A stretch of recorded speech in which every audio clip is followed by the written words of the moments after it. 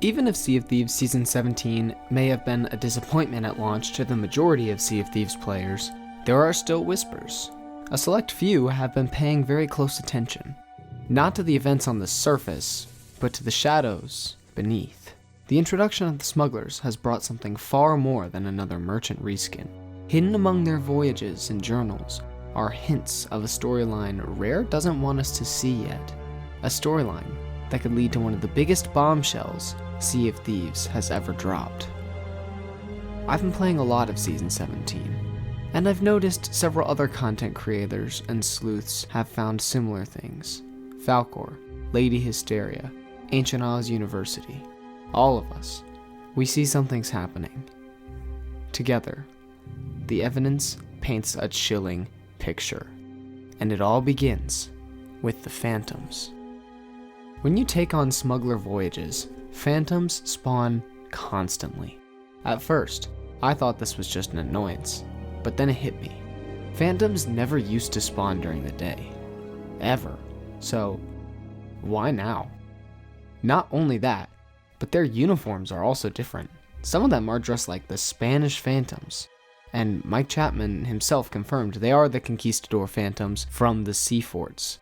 That means they're loyal to Flameheart, which means whatever we've been delivering on these smuggler voyages, Flameheart knows about it, and he's been sending his Phantoms because he wants it stopped.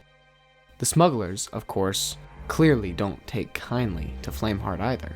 Smuggler Kadir says that he despises everything that Flameheart stands for. Another one of the smugglers, Starbright Ix, warns us that the Reapers have been pillaging ancient artifacts, which is very interesting, but we'll get more into that later. And have you noticed some of the loot that we get from these smuggler voyages are skulls of Ashen Lords, the champions of Flameheart himself? The smugglers aren't trying to start a war. They have said that they'd rather avoid conflict unless pushed, but Flameheart's forces are already on their trail. So clearly, the smugglers have no ties to Flameheart, but surely they must be working for someone. See, there's something very unusual about how the smugglers operate. Smuggler Wei Lin admits she finds their current orders very odd, but she says she trusts Solomon, which is quite odd considering that Solomon is not even the one in charge. The one really pulling the strings is Lottie, and it seems almost none of the other smugglers realize this. Then there are the Chronicles of Sapphired Steel, some of the 8 journals scattered across the caches and shipwrecks of the smugglers. On the surface, they act as loot, but their words reveal a lot more. They explain why smuggler gameplay feels like merchant voyages. Their ancestors literally raised merchant flags to cover contraband, and they also hint at new contraband to come, which is very good for those of you who were quite worried about how this season has been going. But the most important theme among all of these smugglers and their journals is this idea of trust. Solomon says clothing marks you as one of them. Tattoos like the smuggler's ink become a subtle declaration. You belong to the League. And Lottie writes in her journal that once you've proven yourself, she'll let you meet the client. Rare has confirmed it.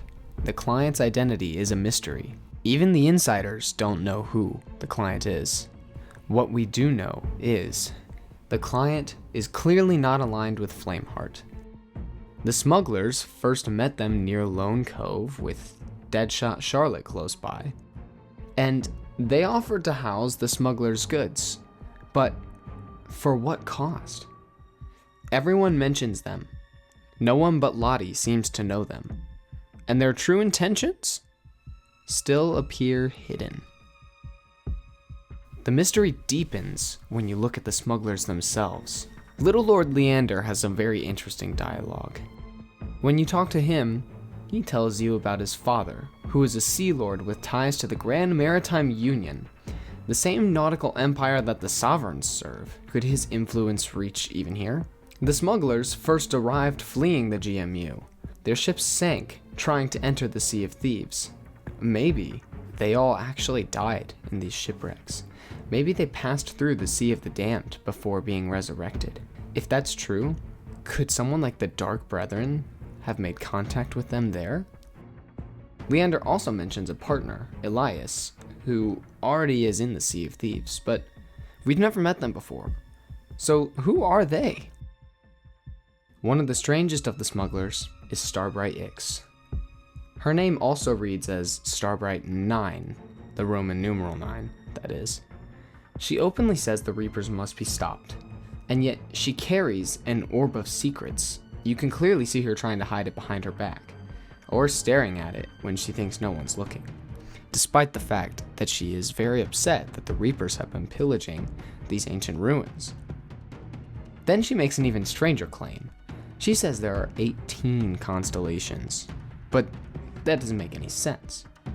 We only know of 16 standard constellations, plus 12 hidden ones in the ancient temples, plus 4 more revealed during Briggsy's adventure.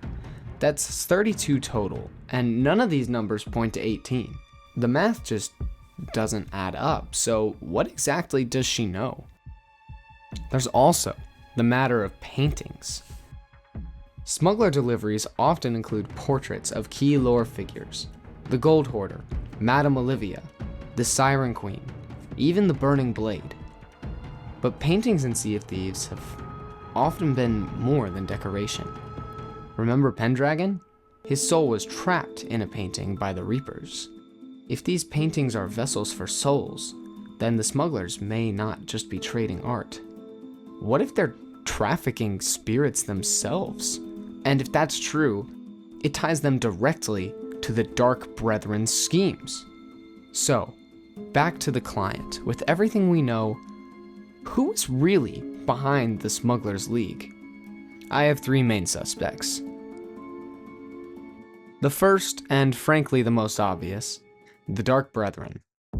And quite possibly, the Captain, the most legendary skeleton lord of them all. He leads the Dark Brethren.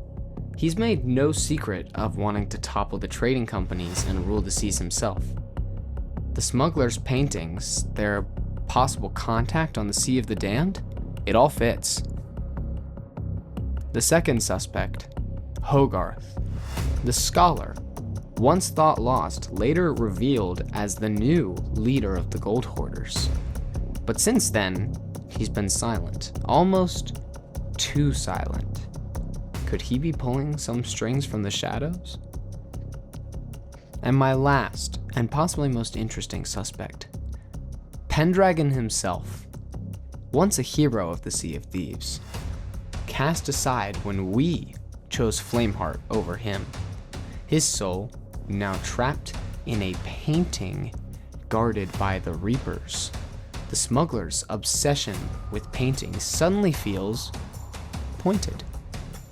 If they once died and passed through the Sea of the Damned, they could have met Pendragon himself.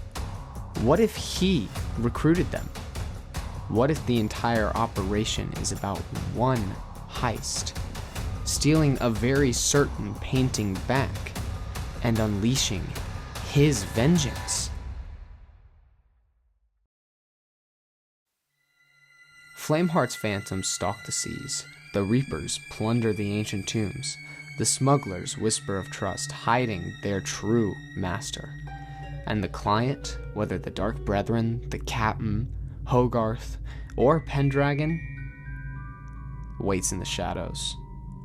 The smugglers claim they don't want conflict, but conflict has already found them. And the longer this conspiracy brews, the closer we get to a revelation that could change everything. So the question is not if the smugglers are hiding something. The question is, when it comes out, what will be left of the Sea of Thieves?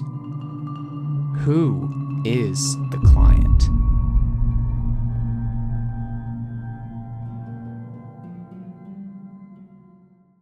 Hey guys, thank you so much for watching. If you enjoyed this video and want to stay up to date with all things Sea of Thieves lore and news, hit that subscribe button and ring the bell. A like is always appreciated. But more importantly, I want to hear from you. Who do you think the client is? The Dark Brethren? Hogarth? The Captain? Pendragon? Or someone else entirely? Season 17 may look lackluster on the surface, but beneath it, Rare is building something much bigger. So stay strong, everyone. Stay curious. And as always, I'll see you on the seas.